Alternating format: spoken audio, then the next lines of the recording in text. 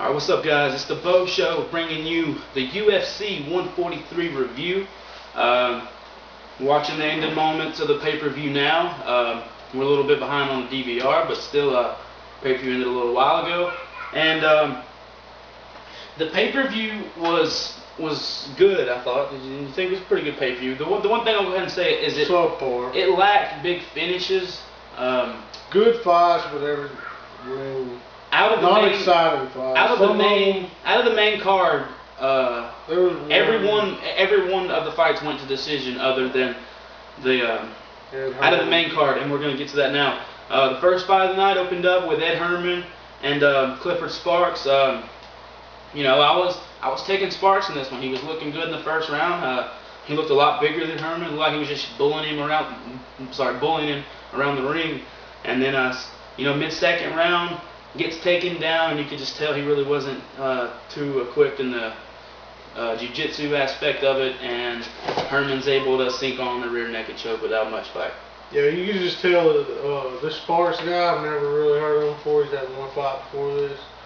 You just tell he wasn't experienced as Herman on the ground, and really pretty much, I was rooting for Ed Herman the whole time. I had a little bit of riding on it. In my opinion, you know, Herman, you know, deserved to win. The other guy was just really inexperienced. Once he got to the ground, there really wasn't much he could do, just like Bo set it up. And for those of you who don't know, pretty much got tapped. I mean, once it went to the ground in this fight, I said it was obvious. Ed Herman, yeah, it was obvious. Ed Herman dominated the fight from there. And that little 30-second period on it. If you're not sure what he's referring to, had a little bit of writing on it. This is something kind of fun you can do at home. Tonight, we did a little bit of a UFC fantasy game. We each had a team, and we each had 4 picks apiece. And you know, my first pick was Nick Diaz. Manny's first pick was Ed Herman. And I have a lot to say about Diaz. We had a scoring system set up for us, so that's just a fun way at home. You know, if anybody is thinking of any kind of thing to make the fights more interesting, you know, we're gonna start doing that. It seemed to add a little bit more to the fights, because even if you don't necessarily like a guy, hey, he's gonna get you points, and even your prize can be whatever. But that's what he. So yeah, first fight, you know, like I said, second round submission. So it was decent. So I guess say 2.5, maybe 3 stars. No, yeah, we're gonna go with 2.5. 2.5 definitely, because it wasn't great, it wasn't bad. Going on the next fight, Barrow defeats Jorgensen, unanimous decision. Scott Jorgensen, of course. The fight really never. Scott Jorgensen just never seemed to really get his range, and when he would get his range, he would just get caught immediately and totally knock him off his game. So it just looks like, and I've never heard of. I think it was, I'm not sure if it's Pedro Barrow or what the first name was, but usually I know about the guys, even if they're not in the UFC, who have been around kicking some ass. This guy has 30 wins with 1 loss. And yeah, he lost his very first pro fight, 0-1, and he hasn't lost since then. Now he's 31-1. And this guy, he looked pretty good. I mean, yeah, I'm not saying that 30 that bantamweight division, he's definitely he looks like he's got some talent.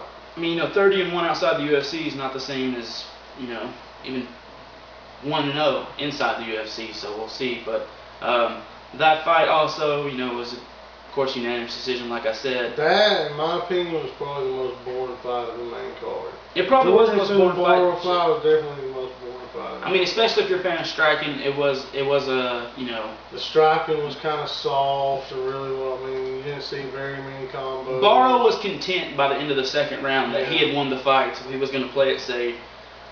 Jorgensen tried to come forward. Jorgensen was just ended up just leaving himself open more. He just couldn't beat the reach of Barrow. Really, is all it amounted to. Oh yeah, another thing I want to mention. I was rooting for Jorgensen on that one, but he came up short in the striking department, definitely, because that was really a stand-up match all the time. Another thing I wanted to mention before I even mentioned the first fight was they actually got a new intro for the pay-per-views. It's showing again there on the TV. The whole gladiator thing's out. That thing's old and outdated. Now it's a 3D type intro. Like it shows some of the best clips from UFC history, like it showed BJ Penn catching Sean Sherk with a flying knee. where Sean Shirt went back in the cage, but instead of the cage, it shows Sean Shirt going through a wall, which is pretty cool. Yeah, shows Chuck Liddell hitting the combo on Tito. Shows a lot of the.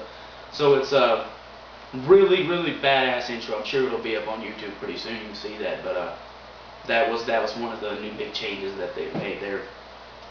And also towards the end of the intro, it actually gives you a little backstory on the main event.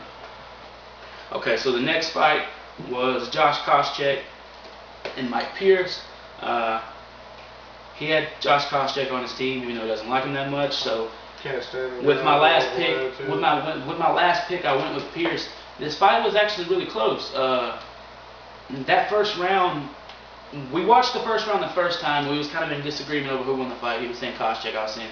And then we watched it the second time, and then man actually agreed with me that Koscheck did not win that first round. You could tell that Koscheck wasn't really expecting much of a striking effort out of Mike Pierce. The fight starts, Koscheck's hands are about here. After that first round, Koscheck's got his hands up, and he realizes he's in the fight. It seemed to me once Koscheck settled down and realized that, hey, this guy can beat me just like any other top level guy. Then Koscheck really started to get into his game plan. Yeah. Got a takedown late in the third round. I think that's what sealed the fight for him. And Mike Pierce actually got a takedown on Josh Koscheck, which is really surprising. Koscheck doesn't get taken down very often. Of course, Koscheck got right back up, but still, just seeing that. It was a definitely close fight. Koscheck wins by split decision. So that just shows you, how close it was. One of the judges actually gave the fight to Mike Pierce. So that was up to that point. I'm sorry, up to this point so far, definitely the best fight. One thing I like to say about this fight is, I've never been a Koscheck fan. Don't really like the guy. I think he has a bad attitude, but he really did show in this fight that whenever he's pressured and the pressure's being put on him, that he can come through and put on a good fight. It was probably, in my opinion, the main card, probably the second best fight. Yep. It really was. It was a good fight, and Koscheck really earned a lot of respect from me tonight. And one thing I was actually saying during the fight, Josh Koscheck cannot get out of the way of a jab to save his fucking life. GSP destroyed him with the jabs every single round in that title fight. You would think he would learn. No, Mike Pierce, jab. Koscheck does the little, where he twitches his nose and then wipes the blood away, and he just goes right back to getting jabbed in the face again. So that first round, you go back and watch that first round. Like I said, Koscheck was throwing off his game plan, and he was getting out. He was definitely Pierce was outstriking Koscheck that first round. So once again, Koscheck by split decision. And then we got to the co-main event, which was a heavyweight bout between Fabricio Verdun making his return to the UFC. Last time we saw him in the octagon, he was getting knocked out cold by Junior Dos Santos. So it was good to see Verdun come back. I'm also, I don't dislike Big Country. I like his style. I like how he goes in there and fights. So this Verdun did win unanimous decisions. Like I said, most of the fights on the main card did go to a decision. Roy Nelson, tough as hell, but there's, might be the best chin. Yeah, definitely one of the best chins. There was definitely a few times when he caught Roy flush, and Roy kept coming forward. There was a straight kick to the face. A couple straight kicks. Roy was in the middle of throwing a hook, and I mean just straight kick to the face, almost turned him around in a circle, and Roy just kept coming forward. He's a tough bastard, but it seems like once he gets himself into a hole, he's content with just taking punches and trying to find certain counter openings, which never were there. Verdun's not a great striker, but he definitely did what he had to do to win the fight. Actually had Roy down at one point and had his back. Looked like he might try to sneak in some kind of choke. Roy had great choke defense though, and Roy even hooked in a standing guillotine on Verdun. That we was actually laughing. We was like, hey, that thing's pretty deep. But once again, Verdun wins by unanimous decision. What are your thoughts on this fight? Like you said, definitely like Roy Nelson. Been a fan of him since his season on Ultimate Fighter. it's good to see a bigger guy like that go in there and, you know, perform like that in the UFC. And we also need to mention that Roy has slimmed down a lot. In this fight. He has. He cut some weight, definitely. You can see in the chest and around, you know, his a lot more definition, stomach, like you were saying earlier. A lot more definition, a little bit more harder. Even throughout the fight, you could tell that his cardio and stamina was even better than before in previous fights. Always coming forward, yep. As I mentioned earlier, probably the best chin in MMA. Definitely Mike Goldberg mentioned that earlier tonight. You know, he can eat punches all fucking night. He proved that against Junior and Frank Mir. Frank Mir. He proved that he can take the punishment. But you know, definitely, you know, both men earn my respect. But I would definitely say that Roy Nelson, in my opinion, did put on the better, you know, performance, even though he lost the fight, just because of the size of the man and the way that he fights is such a gives him even more limitations than other fighters. But you know, Roy Nelson, great performance. Fabricio earned the win. And good fight, though. And this fight probably over top Koscheck and Pierce so far for the best fight of the night. Like I said, even though Roy was content with you know, taking a lot of punches to throw one punch, he was still in the fight at any time. You knew that he could still end the fight at any time. That right at any moment, you know, so it was still that was my favorite fight so far. He was always a danger throughout the fight. There was never one point in the fight when you were like, okay, Roy Nelson, he's hurt, he's done, there ain't no coming back from this. There wasn't any of that. Roy kept the pressure on Fabricio. Fabricio just had the better striking than that. But like I said, big props to Big Country because he's a big guy and he's going out there dominating. You know, he ain't dominating. He'll be back, yeah. He's going out there fucking hanging in there with guys in a lot better physical condition, and you gotta give him props for that. All right, now that was your co-main event of the evening. So you know what's next. Carlos Condit versus Nick Diaz for the interim welterweight title. Give him a little drum roll. The winner by unanimous decision and your new welterweight champion until GSP comes back, the natural born killer, Carlos Condit. And I just want to say, we both predicted this. Watch our video. We both predicted Carlos Condit as winner, but I just want to say, I hit it right on the head. I said this fight would go to a decision. Carlos Condit would win a decision. So that just makes me feel even better. But one thing I want to point out during this fight, well, a few things. Nick Diaz is a piece of shit. The guy is, I mean, he has the best way to sum it up, no class. No class whatsoever. This. He pretty much is he's a trashy motherfucker. Yeah, he has no class, no respect for anybody.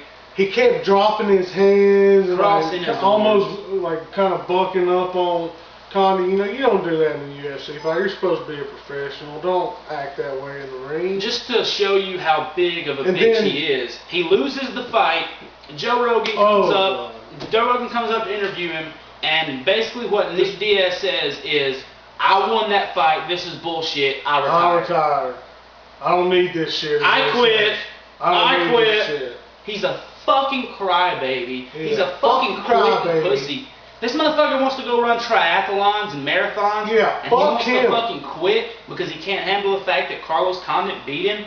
I mean, me, Bo, and a baseball bat would fuck this guy up. Nick Diaz seriously cannot.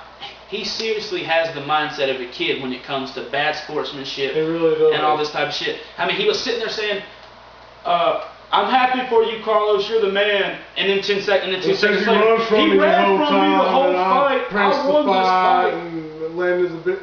I'm sorry, Nick Diaz, but the person who comes forward doesn't... You're a fucking crybaby. That doesn't mean that you win the fight just because you step in the middle more than the other guy. What the fuck is wrong with you? What's wrong? I mean, come on, Dana White, like, giving this guy a second chance is fucking amazing. I just want to say this retirement's bullshit. This is Nick Diaz pitching a fucking sore loser. Pitching a fit. He's going to call Dana White tomorrow and say how sorry he is, but of course we can't hear that. Sore loser is all he is. KJ Noons, back in Strikeforce, they had a great fight. The fight got stopped. KJ Noons fucked Nick Diaz's eye up. And that's the clip you see in the promo of Nick Diaz slapping the camera. Walks out, shooting everybody, birds, telling everybody fuck off. because he didn't win the Johnny fight. Jackson, wasn't it? No, this was the KJ Noons fight in Strikeforce. This is the only other time he's lost in the last 5 years. 2002.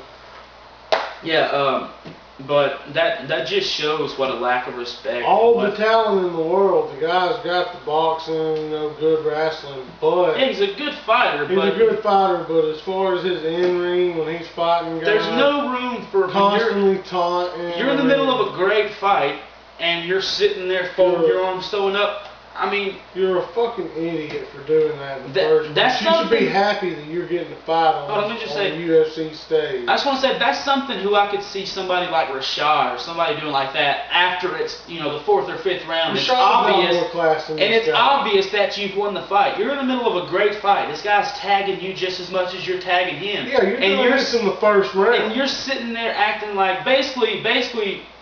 Trying to read lips. Nick Diaz said, "Come on, motherfucker." Every time he would say something, basically implying that Carlos Condit isn't, man enough to come forward and fight him. Carlos Condit won the fight. It was a close fight for sure. I could even see him doing a second one if this wasn't interim title. I think Nick Diaz, if he can shut the fuck up and stop crying every fucking time he loses, he would probably get a shot at the winner of GSP, Carlos Condit. He goes out and wins one more fight, he's right back in it. No, this is the worst display of this is almost worse than Paul Daly. This is worse than Paul Daly sucker punching Koscheck after the fight, because it's taking the time for your post-fight interview where just to bash the guy you fought and most give people him compliments give respect. at the same time. Yeah, most people give respect to their opponents. You're giving them respect, but you're taking it right back away at the same time. Basically, let's just sum up that main event. We'll say no more about it. We've ran long enough. Let's just say Nick Diaz needs some serious fucking help when it comes to his attitude. He needs to fucking shrink. He cannot be this talented and have this much skill, but be this much of a fucking girl. That is some female tendency shit. That's saying I thought I won this fight. I didn't get my way. I quit. I go home. Give me my ball. I'm going home. It's fucking disgusting. If you want to do something about this, Nick Diaz, bring it on. We're here.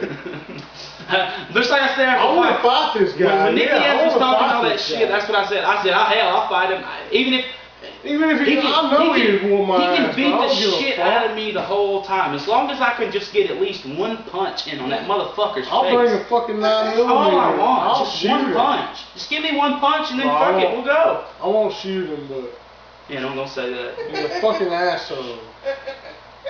But so pisses me off, there's your main event. Carlos Condit, new interim champion. Woo! Condit, go see love. GSP says he's going to be back around November, so yeah, fucking good luck waiting another almost a full year. Goddamn right. Almost a full year to see GSP Condit, but we're going to see it. Nick Diaz can cry as much as he wants to. He can go back and beat up BJ Penn again or whatever. Man pawn and his fucking be a man about it. Do what every other guy who gets knocked off the ladder, right? I have watched guys who really deserve that title shot just get knocked off one step away from that title shot. And what do? They work their way back up like a man, like a fighter is supposed to do. You're supposed to have respect for your opponent and your job. You're a mixed martial artist. This is not a normal 9-to-5 job. You're in there getting to do what you love. And when you win, you're all smiles and oh yeah, this guy's great. I want to thank him for taking the fight. But when you lose, it's he ran from me. I won this fight. It's bullshit. So that's Nick Diaz in a nutshell. His brother's the same way, but actually not as bad in terms of post-fight not getting his way crying and shit. But never been a fan of the Diaz boys. I loved it. I loved being right even more when I said that this fight would go to a decision and Carlos Condit would win. But the thing I loved the most was seeing Nick Diaz's face when they read off the decision. Ugh! What the fuck? I mean, it's just like we said, it's disgusting, it's fucking gay, you're an asshole. He fucking suck Hitler's dick in hell. Yeah, I mean, that's taking a little bit too far. Okay, we don't want to make this all fuck about. You. We don't want to make this all about saying bad shit about Nick Diaz. It was a good pay. It was made of fucking wham bat meat and beaner sweat. UFC 143 overall, we're gonna give it a 7.5 out of 10. Like I said, it definitely lacked the big finishes, but every fight seemed to be competitive in some way or another. So you had a lot of decent fights, and you had a couple of slugfests with no real big finishes, other than the main card was Ed Herman and Clifford Starks, of course. Comment down below if you have your own UFC 143 review.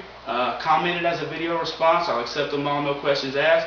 Comment below, subscribe above. Make sure, if you are a fan of mixed martial arts and UFC, comment a question below. We're going to be doing another Q&A soon. We cover wrestling, general American sports, MMA. So questions, any question in that area, inbox it to me or comment it below, and I'll definitely try to answer your question on my next video, and also give your channel a shout out. This is my co-host of the BOshow, and also if you want to visit his page, just search Manning's Multiplex or Fuck You Sopo 5788. FAHQ Sopo 5788. All one word, right?